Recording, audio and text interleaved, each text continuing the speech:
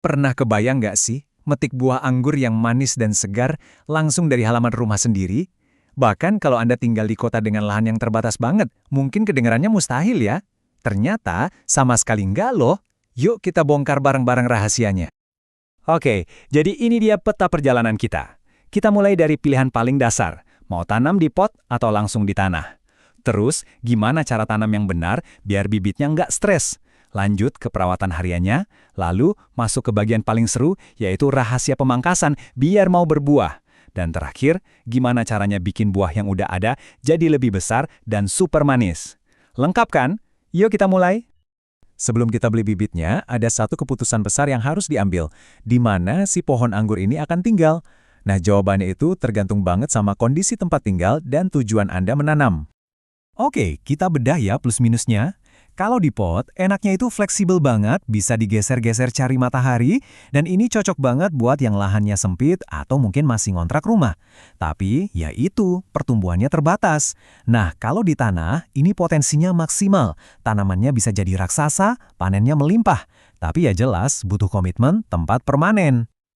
Oke, katakanlah Anda sudah memutuskan mau tanam di mana. Sekarang kita masuk ke bagian eksekusinya ya, yaitu proses penanaman. Percaya deh, cara kita memperlakukan bibit di hari pertama itu menentukan banget nasibnya ke depan. Kalau pilihannya jatuh ke pot, ada beberapa langkah krusial nih. Pertama, potnya harus besar. Terus, di bagian bawah kasih lapisan drainase. Arang itu pilihan yang oke banget, karena ringan dan katanya semut nggak suka. Baru deh isi media tanam, tancapkan ajir buat pegangan, dan yang paling penting, jangan lupa sayat polybag-nya sebelum ditanam. Nah, ini dia nih, tips super penting dari ahlinya.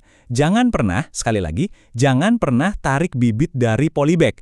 Kalau tanahnya pecah, akarnya bisa stres berat, bahkan bisa mati. Jadi caranya adalah dengan menyayat atau menyobek plastiknya pelan-pelan. Dijamin 100% hidup. Oh iya, ada satu hal lagi yang harus diwaspadai. Coba perhatikan batang bagian bawah, biasanya ada bekas sambungan. Nah, kalau ada tunas yang tumbuh di bawah garis sambungan itu adalah tunas liar. Harus langsung dibuang. Kalau dibiarkan, tunas ini bakal mendominasi dan anggur manis yang kita mau justru bakal kalah dan mati. Oke, tanaman kita sudah nyaman di rumah barunya. Sekarang saatnya kita kasih makan. Sang ahli ini menganalogikannya seperti kita ngasih kopi pagi ke tanaman, biar dia semangat buat tumbuh. Jadi gini, menu makanan tanaman itu beda-beda tergantung umurnya. Waktu masih muda, di masa pertumbuhan, dia butuh banyak nitrogen. Ini fungsinya buat bikin daunnya rimbun dan batangnya kokoh. Nanti kalau sudah dewasa dan siap berbuah, menunya ganti. Fokus ke fosfat dan kalium untuk merangsang bunga dan bikin buahnya jadi manis. Nah ini nih, penyakit yang sering dialami para pekebun pemula yang super semangat. Saking sayangnya, pupuk dan air dikasih terus-terusan.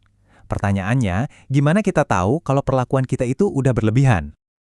Tenang, tanaman kita itu pinter kok. Dia bakal ngasih kode. Coba deh perhatikan daunnya. Kalau ujung-ujungnya melengkung ke bawah, itu bisa jadi tanda kebanyakan pupuk atau kebanyakan air. Tapi kalau pinggiran daunnya kering kayak gosong, nah itu biasanya karena kebanyakan pupuk tapi kurang air. Belajar baca bahasa tanaman ini penting banget. Oke, sekarang kita masuk ke bagian yang paling ditunggu-tunggu.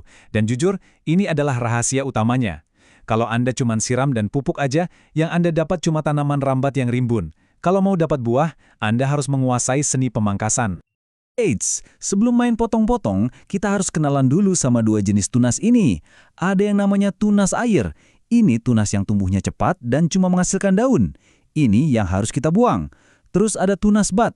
Bentuknya lebih menonjol dan seperti tidur. Nah, inilah harta karunnya, karena dari sinilah calon bunga dan buah akan muncul. Prosesnya sendiri sebenarnya cukup simpel. Pertama, tunggu sampai batang yang mau dipangkas itu ukurannya minimal sebesar pensil. Terus, buang semua tunas air di sepanjang batang itu. Nah, cari satu tunas bat yang kelihatannya paling besar dan sehat. Lewati tunas itu, baru deh potong batangnya sekitar 2-4 cm di depannya. Gampang kan? Ini dia, satu puffs yang mungkin kedengarannya aneh, tapi super penting. Habis pangkas buat pembuahan, jangan langsung kasih pupuk. Kenapa? Karena bunga-bunga baru yang akan muncul itu sensitif banget, bisa-bisa malah gosong kena pupuk. Biarkan tanaman pakai energi simpanannya dulu, baru kita pupuk lagi setelah buahnya mulai terbentuk.